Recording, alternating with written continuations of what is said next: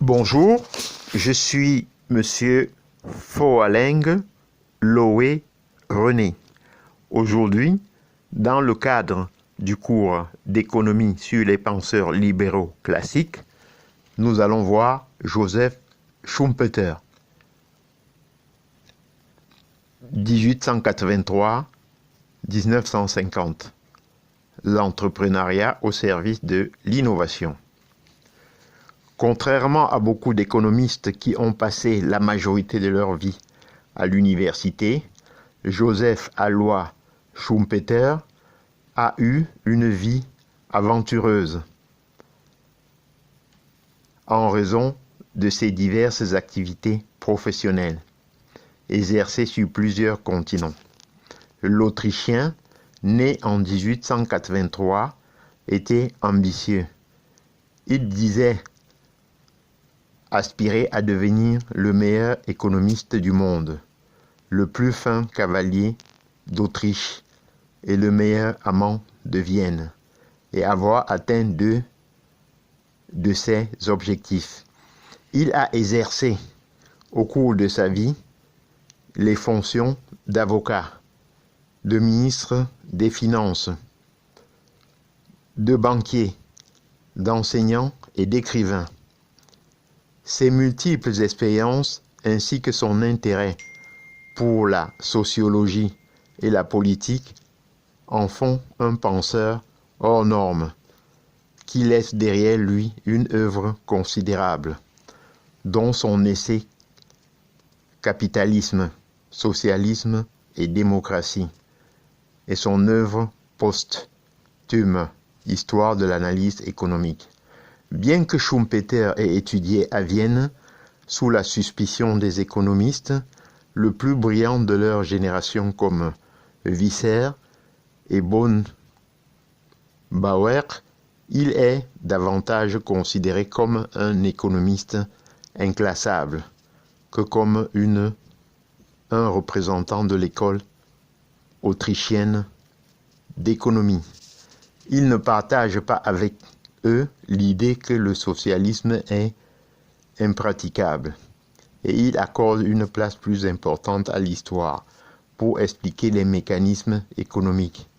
Il n'en demeure pas moins un penseur incontournable et d'actualité essentiellement pour deux idées qui ont révolutionné la science économique. Tout d'abord, le rôle de l'innovation et des entrepreneurs pour expliquer le développement économique. Schumpeter distingue l'entrepreneur tant du rentier qui ne doit son revenu qu'à la spéculation, que l'héritier qui ne doit sa fortune qu'à son ascendance. L'entrepreneur est celui qui trouve de nouvelles idées, nage à contre-courant, brise la routine et innove en trouvant de nouvelles combinaisons pour produire. Pour Schumpeter, qui est aussi sociologue, la part du gain n'est pas uniquement ce qui motive l'entrepreneur. Il est avant tout animé par un caractère d'aventurier et recherche la sensation de conquête et de découverte. Les innovations qu'il crée changent la vie de milliers de personnes. Le profit est légitime, car il sert ainsi à récompenser la prise de risque de l'entrepreneur.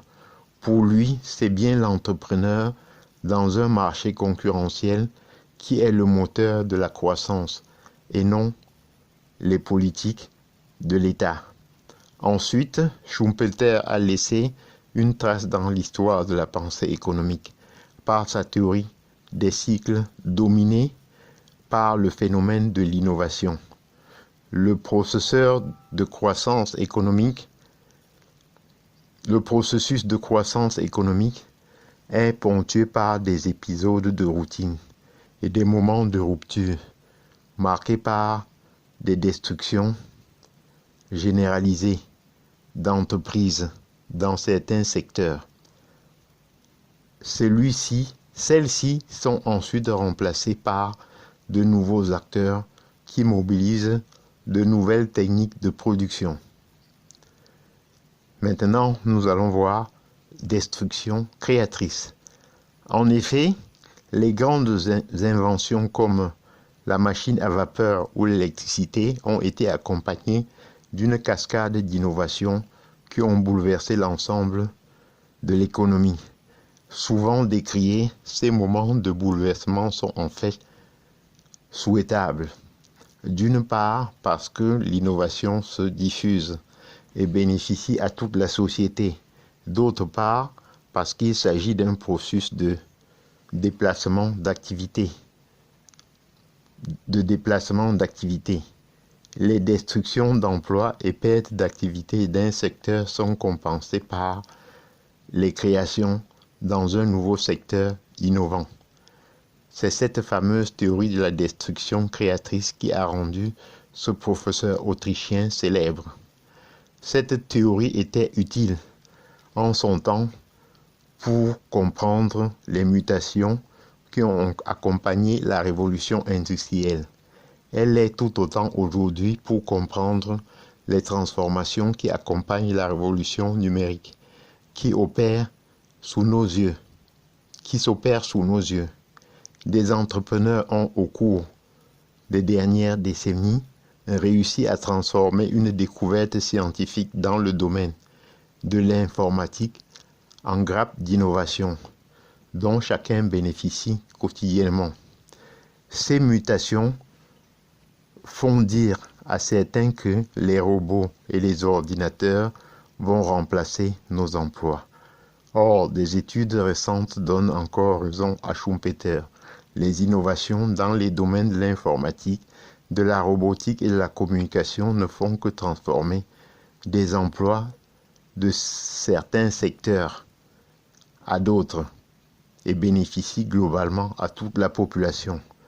Enfin, l'œuvre de Schumpeter frappe également par son analyse de la société et de la politique. De nature pessimiste, il prévoyait la disparition inéluctable du système capitaliste et son remplacement par le socialisme en raison de l'hostilité croissante de fractions de la population à son égard. Parmi elles, il identifie les intellectuels devenus maîtres dans l'art de contestation d'un système qui leur permet à la fois de s'exprimer librement et de jouir d'un certain confort.